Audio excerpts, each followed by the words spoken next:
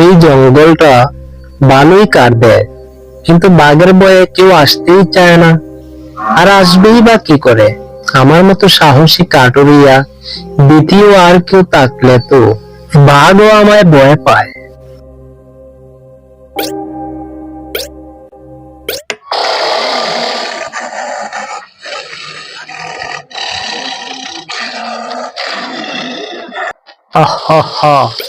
তোকে বহুদিন ধরে কুচ্ছি কাটুরিয়া, আজকেই তোর কপাল খারাপ। তোর এত বড় সাহস, তুই আমার জঙ্গলে এসে তুই গাছ গাছালি কেটে জঙ্গল পরিষ্কার করে ফেলেছিস। তোর আর কোনো রেহাই নেই কাটুরিয়া, তুই মস্ত বড় অন্যায় করেছিস।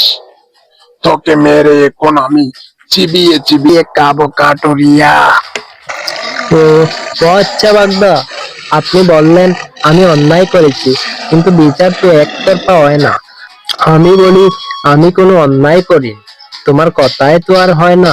চলেন গ্রামের মোড়লের কাছে যাই, তিনি বিচার করে দেখবেন কার দোষ কার গুণ। কি বললে তুই? আমার বিচার হয় না? আমি একতরফা বিচার করেছি। আমি হলাম বনের রাজা। তবে শোন, আমি তো ন্যায্য বিচার চাই। চল দেখি তোর মোড়লে কিরকম বিচার করে দেয়।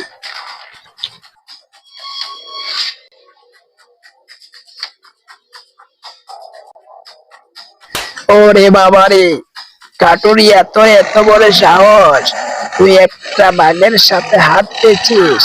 তোকে এই বাঘটিকে ফেলবে কাটুরিয়া। এই বাঘের কাছ থেকে তুই তাড়াতাড়ি পালা।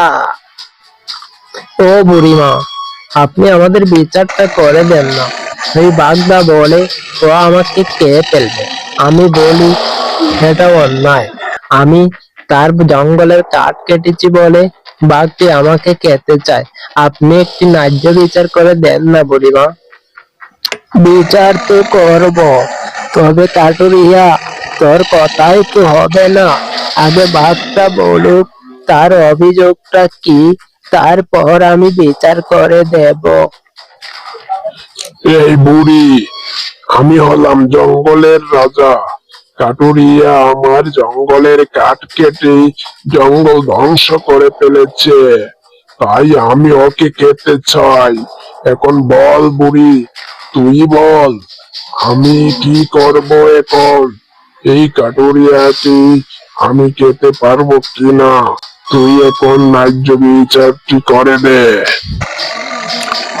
ওরে বাগদা, তোমার কথা তো আমি বুঝলাম, কিন্তু তুমি তো জঙ্গলের প্রাণী, মানুষের আইন কি তুমি মানো?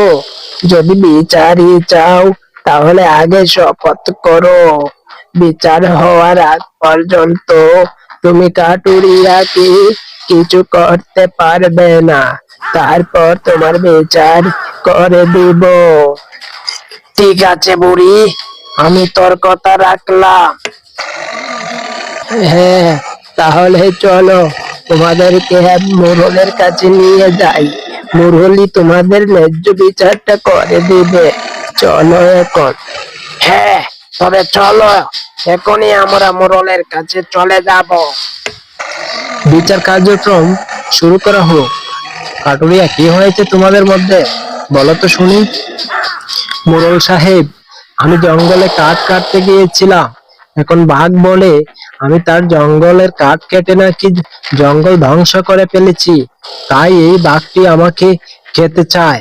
এখন আপনিই বলেন মোড়ল সাহেব, জঙ্গলের কাঠ কাটা মানেই কি মানুষ খাওয়ার লাইসেন্স?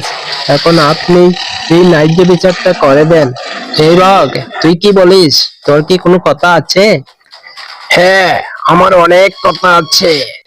এই কাটুরিয়া প্রত্যেক দিন আমার জঙ্গলের কাঠ কেটে গাছ ধ্বংস করে ফেলেছে, তাই আমি ওকে খেতে চাই। ও আমার খাওয়ারই যোগ্য। মোড়ল সাহেব, আপনি এই সঠিক বিচারটি করে দেন। বলেন ওকে আমি খেতে পারবো কি না? বুঝেছি বাঘ, কিন্তু এই বিচার তো সহজ নয়, এটা জটিল একটা বিষয়। আজ আমাদের মধ্যে সময় নেই। আমরা এই বিষয় নিয়ে আগামীকাল সকালবেলা এই বিষয়ে চূড়ান্ত সিদ্ধান্ত নেব। আগামীকাল তোমরা সবাই রেডি থেকো আর ঠিক মতো এখানে চলে এসো। এই বাঘটা যে কতটা বোকা এখনো টের পাইনি। কাল আমি যা করব তা সে কল্পনাও করতে পারবে না।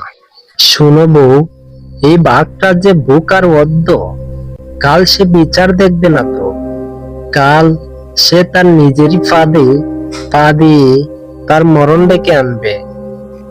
তবে শুনো, আমার কিন্তু অনেক ভয় করছে। তুমি একটু সাবধানে থাকিও। আজকাল যে বাঘও বেশ চালাক, কখন যে কি করে ফেলে বলা যায় না। তুমি তোমার সতর্কতা অবলম্বন করে থেকো। আরে আরে, তুমি এত বছর ধরে আমার সাথে সংসার করেছো, তুমি এখনো আমাকে চিনতে পারলে না? আমি হলাম গ্রামের কনিষ্ঠ পণ্ডিত কাটুরিয়া। আমাকে বাঘ কিছুই করতে পারবে না।